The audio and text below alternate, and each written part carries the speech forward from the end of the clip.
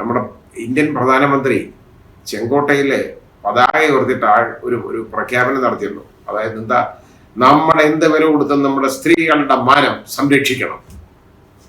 അന്നായി ഇത് ചെയ്തേക്കുന്നത് മാനം സംരക്ഷിച്ചാണ് കേട്ടോ. അതായത് കൂട്ടബലാത്സംഗത്തിന് എതിരായ ഒരു സ്ത്രീക്ക് കിട്ടേണ്ട പരിരക്ഷയാണ് നമ്മൾ സമൂഹം ഇവർ കൊടുത്തേക്കുന്നത്. ഇവരുടെ ഈ രാഷ്ട്രീയക്കാരുടെയൊക്കെ വാചകങ്ങൾ പൊള്ളത്തരമല്ലേ മുഴുവൻ. എന്താണ് ഇവർ മനസ്സിലുള്ളത്? എന്താണ് ഇവരുടെ? ഒരിക്കലും ആർക്കും മനസ്സിലാക്കാൻ പറ്റത്തില്ല ഇവരുടെ മനസ്സിൽ എന്താണെന്ന്. കാരണം കള്ളത്തരങ്ങളും പൊള്ളത്തരങ്ങളും വഞ്ചനയുമാണ് ഇവരുടെയൊക്കെ മനസ്സിലുള്ളത്. ഇതുപോലെ കാര്യങ്ങൾ വിളിച്ചു പറഞ്ഞിട്ട് അടുത്ത നിമിഷം ചെയ്യുന്ന എന്താണ്? ഇനി ഇവിടെയും വർഗീയതയാണോ നോക്കേണ്ടത്? ബിൽക്കീസ് ബാനു എന്ന് പറയുന്ന ഒരു മുസ്ലിം സ്ത്രീ ആയിപ്പോയത് കൊണ്ടാണോ ഈ കുഴപ്പം? അവരൊരു മുസ്ലിം സ്ത്രീ ആയതുകൊണ്ടാണോ ഈ കൂട്ടബലാത്സംഗത്തിന് ഇരയാകേണ്ടത്?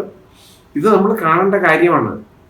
ഇത് വർഗീയതയൊന്നുമല്ല, ഒരു മതഭ്രാന്ത് മാത്രമൊന്നുമല്ല.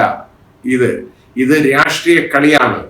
അതായത് ഒരു സമൂഹത്തിനെ ഒറ്റപ്പെടുത്തുന്നത് പോലെ അവരോട് പെരുമാറുന്നതാണ്. അവർ ടെർമിനേറ്റ് ചെയ്ത് കളയാൻ, അതായത് അവരെ അവസാനിപ്പിക്കാനുള്ള ഒരു ശ്രമമാണ്. മണിപ്പൂർ നമ്മളിത് കണ്ടതല്ലേ? മണിപ്പൂരിലെ അവിടെ ക്രിസ്ത്യാനികളായിപ്പോയെന്നുള്ളതേ ഉള്ളൂ വ്യത്യാസം, ഇവിടെ മുസ്ലിങ്ങളുമായി. അതേ ഉള്ള കാര്യം.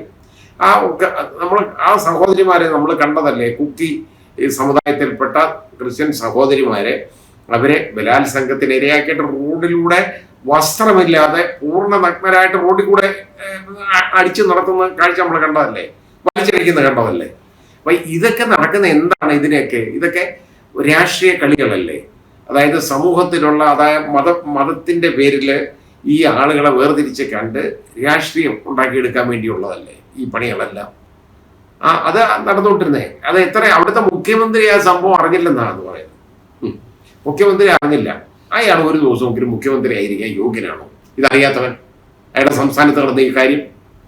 അപ്പൊ ഇതേപോലാണ് ഈ ബിൽക്കീസ് ബാനു കേസിലുണ്ടായത്. സുപ്രീം കോടതി ശക്തമായ ഇടപെടൽ ഉണ്ടായതുകൊണ്ട് മാത്രമാണ് ആ കേസ് ഇതുപോലായത്. അവസാനം പ്രതികൾ ശിക്ഷിക്കപ്പെട്ട പ്രതികളെ മാലയിട്ട്, അവരെ അതായത് മാലയൊക്കെ ഇട്ട് സ്ത്രീകൾ അവർക്ക് ഏതാണ്ട് തിലകക്കുറിയൊക്കെ ചാർത്തി. കാരണം അത് സ്ത്രീകളെ കൊണ്ട് ചെയ്യിപ്പിക്കുന്നുണ്ടോ? ഒരു സ്ത്രീയെ കൂട്ടബലാത്സംഗം ചെയ്തവന്മാരാണ് ഈ ഇങ്ങനെ ആദരിക്കുന്നതെന്ന് ആലോചിക്കണം. വളരെ ആദരപൂർവ്വം ഇവരെ ഇറക്കിക്കൊണ്ടുവന്ന് നെറ്റിയിൽ തിലകക്കുറിയൊക്കെ ചാർത്തി, അത് സ്ത്രീകളെ കൊണ്ടാണ് ചാർത്തിച്ച് ആനതി ഒഴിഞ്ഞ് മാലയിട്ടാണ് ഇവരെ സ്വീകരിച്ചിരിക്കുന്നത്. കാരണം രാജ്യത്തിന് വേണ്ടി വലിയ സേവനം നടത്തിയവന്മാരല്ലേ അവന്മാര്? വലിയ സേവനമല്ലേ അവന്മാരുടെ ഭാഗത്തുനിന്നുണ്ടായത്?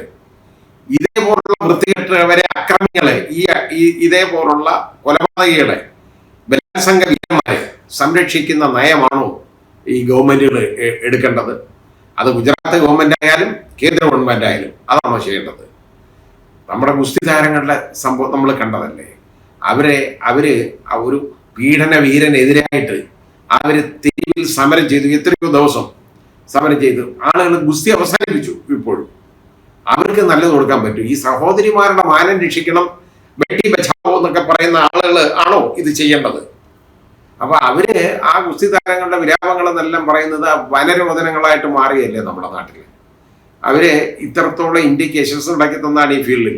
ഈ കഴിഞ്ഞ ഒളിമ്പിക്സിന് നിറം മങ്ങിപ്പോയല്ലോ ഗുസ്തിയുടെ ബാക്കിയൊക്കെ ആളുകൾ കയറി വന്നു. ഗുസ്തിയുടെ നമുക്ക് കിട്ടാനുള്ള മെഡലുകളൊന്നും കിട്ടിയില്ല. അതിന്റെ കാരണം എന്താണെന്നറിയോ?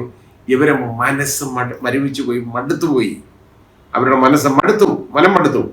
മനസ്സിന് ശക്തി ഇല്ലെന്നുണ്ടെങ്കിൽ ആർക്കും പ്രതികരിക്കാൻ ഉള്ള ശേഷി ഉണ്ടാകത്തില്ല. ആ മനഃശക്തി, അതിനെ ഉള്ള ആ കഴിവ്, മനസ്സിനുള്ള ആ കഴിവ് ഇല്ലാത്തത് കൊണ്ടാണല്ലോ ഈ ബ്രിട്ടീഷുകാർ നമ്മളെ ഇത്രയും വർഷങ്ങൾ അടിച്ചമർത്തി ഭരിച്ചത്. കാരണം അവര് ഇന്ത്യക്കാരുടെ മനസ്സിന് ബലമില്ല. അതാ കാര്യം. ആ ദൗർബല്യം മുതലെടുത്താണ് അവർ ഭരിച്ചത്. നമുക്കിവിടെ ശക്തിയില്ല എന്നുള്ള ഒരു തോന്നൽ വന്നതുകൊണ്ടാണ് അവസാനം ഗാന്ധിജിയെ പോലെ അർത്ഥനഗ്നായ ഒരു മനുഷ്യൻ മുമ്പോട്ട് വന്നപ്പോൾ ആണ്, അതായത് അവസാനം നിവൃത്തിയില്ലാതെ ഇന്ത്യക്ക് സ്വാതന്ത്ര്യം കൊടുക്കേണ്ട ഗതികേട് വന്നത്. അത് നമ്മൾ മനസ്സിലാക്കിയെടുക്കണം. എന്ന് പറയുന്നത് പോലാണ് മനസ്സിന് ശക്തി ഇല്ലാതാവുമ്പോൾ ഒരു പ്രശ്നവും നമുക്ക് നേരിടാൻ പറ്റുന്നില്ല. ഇവിടെ എന്തേ മനുഷ്യന്റെ മനസാക്ഷി ഇങ്ങനെ മരവിച്ചു പോകുന്നത്, ഇതുപോലെ മരിച്ചു പോകുന്നത്? ഇതുപോലുള്ള ആളുകളെ, ഈ അധമന്മാരെ, ഇവരെ ഇറക്കി വിടുന്ന പ്രിമച്ചർ റിലീസ് കൊടുക്കുന്നതാണോ രാഷ്ട്രീയ നയം? അവര് മൂലം അധികാരത്തിൽ വന്നതുകൊണ്ടായിരിക്കാം അവരോട് ഈ വിധേയത്വം ഗവൺമെന്റുകൾക്കുള്ളത്. എന്ന് കരുതാം. ഏതായാലും സുപ്രീം കോടതിയുടെ ഈ വിധിയുണ്ടല്ലോ വളരെ ആശ്വാസ്യമാണ്. അത് നമുക്ക് ആശ്വാസകരമാണെന്ന് നമുക്ക് തന്നെ പറയണം. നമ്മുടെ നാട്ടിലെ ഇങ്ങനെയുള്ള കാര്യത്തിന് ചോദിക്കാൻ ഇവരൊക്കെ ഉണ്ട്, ജുഡീഷ്യറി ഉണ്ട് എന്നുള്ള ഒരു ഒരു ഒരു ഒരു നമുക്ക് അതിനുള്ള ഒരു ഉദാഹരണമായി ഈ കേസിനെ നമുക്ക് കരുതാം, ഈ സുപ്രീം കോടതി വിധിയെ കരുതാം. വളരെയധികം, അതായത് നമ്മുടെ നിയമവാഴ്ചയ്ക്ക് വളരെയധികം മുതൽക്കൂട്ടായിരുന്ന ഒരു വിധി തന്നെയാണ് ഇത്. തെറ്റ് പറ്റിയാൽ തിരുത്താൻ ഇവിടെ ആളുകൾ ഭരണകൂടം തയ്യാറല്ലെങ്കിൽ പോലും കോടതി അത് ചൂണ്ടിക്കാണിച്ചിട്ട് അവർക്ക് തെറ്റുപറ്റിയാൽ അവർ തിരുത്താൻ തയ്യാറാണ് എന്നുള്ളത് തന്നെ കാണിച്ചതാണ്. കാരണം ഒരു ബെഞ്ച് ഈ ഗുജറാത്ത് ഹൈക്കോടതിക്ക് ഗുജറാത്ത് ഗവൺമെന്റിനോട് കൊടുത്ത ഡയറക്ഷൻ, ഈ ഒരു പ്രതിക്ക് വേണ്ടി കൊടുത്ത ഡയറക്ഷൻ എല്ലാ പ്രതികൾക്കുമായിട്ട് അവരെടുത്തപ്പോൾ ഇത് ഈ സുപ്രീം കോടതിയെ തെറ്റിദ്ധരിപ്പിച്ച് ഇതുപോലൊരു വിധി വാങ്ങിയതാണ്, അങ്ങനെ ഒരു ഉത്തരവ് വാങ്ങിയതാണ്, ആ ഉത്തരവ് നിലനിൽക്കുന്നതല്ല എന്ന് പറയാനുള്ള ധൈര്യം അടുത്ത ബെഞ്ച് കാണിച്ചെന്നുള്ളതാണ്. അപ്പൊ അത് തെറ്റാണെങ്കിൽ തെറ്റ് തിരുത്താൻ ഞങ്ങൾ തയ്യാറാണ് എന്നുള്ളതും സുപ്രീം കോടതി എടുത്ത ഒരു നിലപാട് വളരെ വളരെ ആശ്വാസകരമായൊരു നിലപാടാണ്. അത് പ്രകീർത്തിച്ചേ മതിയാവും. ഒരു ചരിത്ര വിധി എന്ന് തന്നെ ഈ വിധിയെ നമുക്ക് വിശേഷിപ്പിക്കാൻ പറ്റും.